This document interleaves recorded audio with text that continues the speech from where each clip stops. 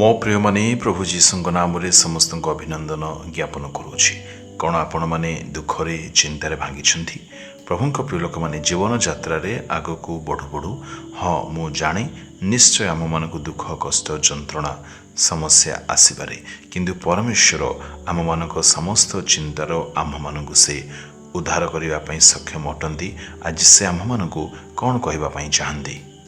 ଆପଣମାନେ ଯେ ଚିନ୍ତା କରିବେ, ଭାଙ୍ଗି ପଡ଼ିବେ, ନିରାଶ ହୋଇଯିବେ, ଏଥିପାଇଁ ପ୍ରଭୁ ଯୀଶୁଖ୍ରୀଷ୍ଟ ବାରମ୍ବାର ମାଥ୍ୟୁ 6:2 କହିଅଛନ୍ତି, ଚିନ୍ତା କର ନାହିଁ। ମୋ ଛୁଆମାନେ ତୁମେମାନେ କାହିଁକି ଚିନ୍ତା କରୁଅଛ? ଖାଇବାର ଚିନ୍ତା, ପିନ୍ଧିବାର ଚିନ୍ତା, ପୁଣି ରହିବାର ଚିନ୍ତା କାହିଁକି କରୁଅଛ? କ'ଣ ତୁମମାନଙ୍କୁ ସ୍ୱର୍ଗ ସୁବିଧା ନାହାନ୍ତି ବା କୌଣସି ତୁମମାନଙ୍କୁ କଥା ଦେଇନାହାନ୍ତି? ସେ ପାଉଛନ୍ତି, ସେ ଆପଣମାନଙ୍କର ନିଶ୍ଚୟ ଯତ୍ନ ନେବେ। ସେ ଯାହା କହନ୍ତି ତାହା ସେ ନିଶ୍ଚୟ ସାଧନ କରନ୍ତି। ତାଙ୍କର ବଳ ଅଛି, ସେ ସବୁକିଛି କରିବା ପାଇଁ ସର୍ବଶକ୍ତିମାନ ଅଟନ୍ତି। ଏଣୁ କୌଣସି ବିଷୟ ନିମନ୍ତେ ତୁମେମାନେ ଚିନ୍ତା କର ନାହିଁ। ପରମେଶ୍ୱରଙ୍କ ବାକ୍ୟରେ ସର୍ବଦା ଆପଣାର ଭରସା ରଖି ଈଶ୍ୱରଙ୍କ ବାକ୍ୟ ଦ୍ୱାରା ଯଦି ଆମ୍ଭେମାନେ ଚାଲିବା, ତେବେ ପରମେଶ୍ୱର ଆମମାନଙ୍କ ସମସ୍ତ ଭାର ବୋଝ ଉଠାଇବେ। ମାଥ୍ୟୁ 6:28 ପଢ଼ିବା, ଆଉ ବସ୍ତ୍ର ନିମନ୍ତେ କାହିଁକି ଚିନ୍ତା କରୁଅଛ? କ୍ଷେତ୍ରର ପୁଷ୍ପଗୁଡ଼ିକୁ ବେଶୀ ବିବେଚନା କରି ଶିକ୍ଷା ଗ୍ରହଣ କର, ସେଗୁଡ଼ିକୁ କିପରି ବଢ଼ନ୍ତି, ସେସବୁ ପରିଶ୍ରମ କରନ୍ତି ନାହିଁ କିମ୍ବା ସୂତା କାଟନ୍ତି ନାହିଁ। ଆଜି ପରମେଶ୍ୱର ଆମ୍ଭମାନଙ୍କୁ ଏହା କହିବା ପାଇଁ ଚାହାନ୍ତି, ଆମ୍ଭେମାନେ କୌଣସି ବିଷୟ ନିମନ୍ତେ କେବେ ମଧ୍ୟ ଚିନ୍ତା ନ କରିବା ଦରକାର। ପରମେଶ୍ୱର ଏଠାରେ କହୁଅଛନ୍ତି, ସଲୋମନ ସୁଦ୍ଧା ଆପଣାର ସମସ୍ତ ଐଶ୍ୱର୍ଯ୍ୟରେ ଏଗୁଡ଼ିକ ମଧ୍ୟରୁ ଗୋଟିକ ପରି ବିଭୂଷିତ ନଥିଲେ। କ'ଣ ପରମେଶ୍ୱର ସଲୋମନଙ୍କ ଠାରୁ ଆମମାନଙ୍କ ନିମନ୍ତେ ଅଧିକ ପ୍ରାବଧାନ କରିନାହାନ୍ତି? ଆଜି ଏହି ଫୁଲ ଗୁଡ଼ିକ ଠାରୁ ଆମେମାନେ କ'ଣ ସବୁ ଶିକ୍ଷା ଲାଭ କରିବାକୁ ପାଉଛୁ? ପରମେଶ୍ୱର କ'ଣ ସେମାନଙ୍କୁ ଏଲାଉ କରିଅଛନ୍ତି, ଅନୁମତି ଦେଇଛନ୍ତି ଯେ ସେମାନେ ନିଜେ ହିଁ ପରିଶ୍ରମ କରିବେ, ସୂତା କାଟିବେ?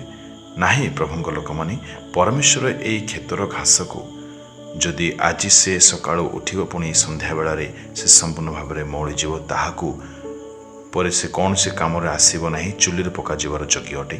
ଏପରି ଘାସକୁ ଯଦି, ଏପରି ଫୁଲକୁ ଯଦି ସେ ଏତେ ଉତ୍ତମ ରୂପେ ବସ୍ତ୍ରଦାନ କରନ୍ତି, ତା ଆବଶ୍ୟକକୁ ପରମେଶ୍ୱର ଯୋଗାଇ ପାରନ୍ତି, ତେବେ କ'ଣ ସେ ଆମ୍ଭମାନଙ୍କୁ ଦେବେ ନାହିଁ? ହେ ଅଳ୍ପ ବିଶ୍ୱାସୀମାନେ, ସେ ତୁମମାନଙ୍କୁ କି ଅଧିକ ନିଶ୍ଚିତ ରୂପେ ବସ୍ତ୍ର ନ ଦେବେ? ଏହା କ'ଣ ପରମେଶ୍ୱର ଆଜି କହୁନାହାନ୍ତି? ଏଣୁ ପ୍ରଭୁଙ୍କ ଲୋକମାନେ, ମୁଁ ଆପଣମାନଙ୍କୁ କହୁଅଛି, କୌଣସି ବିଷୟ ନିମନ୍ତେ କେବେ ମଧ୍ୟ ଆମ୍ଭେମାନେ ଚିନ୍ତା ନ କରୁ, ଯେହେତୁ ପରମେଶ୍ୱର ଆପଣା ବାକ୍ୟରେ ବାରମ୍ବାର ଆମମାନଙ୍କୁ ଏହି କଥା ଆପଣ ଏକମାତ୍ର ପୁତ୍ର ଯୀଶୁଙ୍କ ଦ୍ୱାରା ନିଜେ କହିଅଛନ୍ତି। ଆମେମାନେ ଚିନ୍ତା କରି କିଛି ପାଇପାରିବା ନାହିଁ, ଚିନ୍ତା କରି ଆମର କୌଣସି ଲାଭ ହୋଇନାହିଁ କିମ୍ବା ହୋଇପାରିବ ନାହିଁ। ଏଣୁ ପ୍ରଭୁ ଯୀଶୁଙ୍କଠାରେ ବିଶ୍ୱାସ କରନ୍ତୁ, ତାଙ୍କ ବାକ୍ୟଠାରେ ସମ୍ପୂର୍ଣ୍ଣ ବିଶ୍ୱାସ କରନ୍ତୁ। ପରମେଶ୍ୱରଙ୍କ ଶକ୍ତି ଆଜି ମଧ୍ୟ ରହିଅଛି, ଏହା ବିଶ୍ୱାସ କରୁ। ପୁଣି ତାଙ୍କଠାରେ ସମସ୍ତ ବିଷୟକୁ ଆପଣମାନେ ଛାଡ଼ି ଦିଅନ୍ତୁ। ନିଶ୍ଚିନ୍ତ ହୋଇ ବିଶ୍ୱାସରେ ପୂର୍ଣ୍ଣ ହୋଇ, ପ୍ରାର୍ଥନାରେ ପୂର୍ଣ୍ଣ ହୋଇ ଯଦି ଆପଣମାନେ ସମୟ ଅତିବାହିତ କରିବେ, ତେବେ କୌଣସି ଚିନ୍ତା, କୌଣସି ଦୁଃଖ, କୌଣସି ପରିସ୍ଥିତି ଆପଣଙ୍କୁ ବିଚଳିତ କରିପାରିବ ନାହିଁ। ଏଣୁ ଆସନ୍ତୁ ଆମେମାନେ ଆପଣା ଜୀବନରେ ପରମେଶ୍ୱରଙ୍କୁ ପ୍ରଥମ ସ୍ଥାନ ଦେବା, ତାଙ୍କ ବାକ୍ୟକୁ ଆମେମାନେ ବୁଝିବା, ପୁଣି ପ୍ରଭୁଙ୍କର ଶକ୍ତି ଯେ ରହିଅଛି ଏହା ସମ୍ପୂର୍ଣ୍ଣ ବିଶ୍ୱାସ କରିବା।